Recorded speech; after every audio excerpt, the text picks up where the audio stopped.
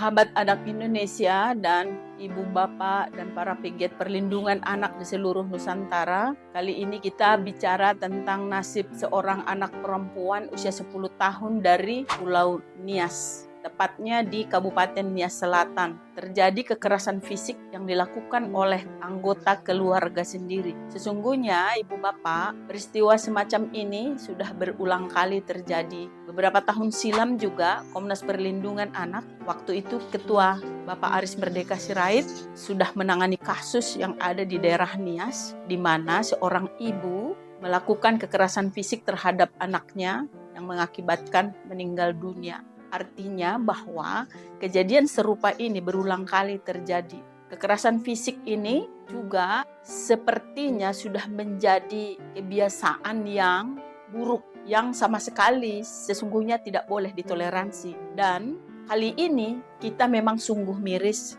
karena tidak hanya seorang yang diduga menjadi pelaku, tetapi beberapa anggota keluarga, walaupun sampai saat ini yang masih ditetapkan baru 1 orang. Dengan demikian kita sudah dapat menduga bahwa kejadian ini adalah kejadian yang tidak normal atau tidak dapat kita toleransi begitu saja ketika seorang anak yang dititipkan atau karena terjadi sesuatu di tengah-tengah keluarga sehingga dia diwariskan atau diberikan kepada anggota keluarga yang lain, anak itu menjadi korban kekerasan, itu sama sekali kita tidak bisa menerimanya dengan akal sehat. Seorang anak perempuan mulai dari kecil sampai saat ini dia umur 10 tahun, dia sudah mengalami cedera yang luar biasa, kakinya patah sampai bengkok, kemudian juga tangannya demikian, dan itu membuat kita sungguh merasa miris. Oleh karena itu, apa yang sudah diambil sikap sama Kapolres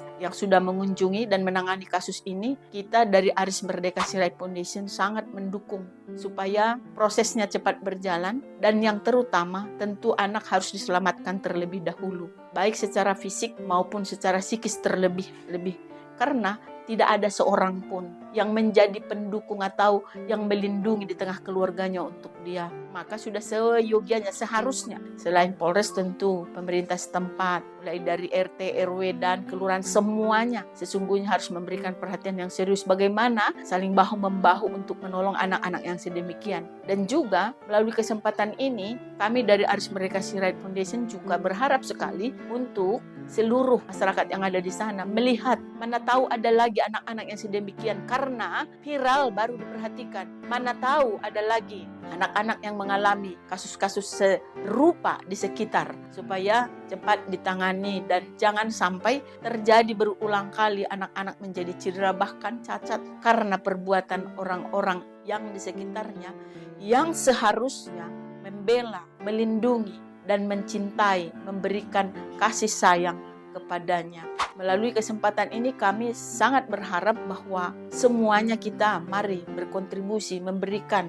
pertolongan. Lembaga Perlindungan Anak yang ada di sana atau Komnas Perlindungan Anak yang ada di daerah Nias, kami berharap sekali juga supaya berkontribusi dan juga pegiat perlindungan anak yang lainnya, bahkan semua kelompok masyarakat tanpa terkecuali. Mari kita lindungi anak-anak kita. Jangan sampai terjadi berulang kali kasus yang seperti ini. Saya kira itu yang dapat kita sampaikan pada saat ini. Proses hukum kita berharap itu berjalan. Kemudian pemulihan, penanganan secara psikologis terhadap anak juga sangat dibutuhkan. Dan kemudian untuk semua para pihak atau stakeholder, mari kita memperhatikan anak-anak di sekeliling kita. Jangan lagi terjadi kasus yang serupa terjadi lagi. Aris Merdeka Sirait Foundation mendukung semua upaya perlindungan untuk anak di Indonesia karena Aris Merdeka Sirait Foundation melindungi anak sepenuh hati.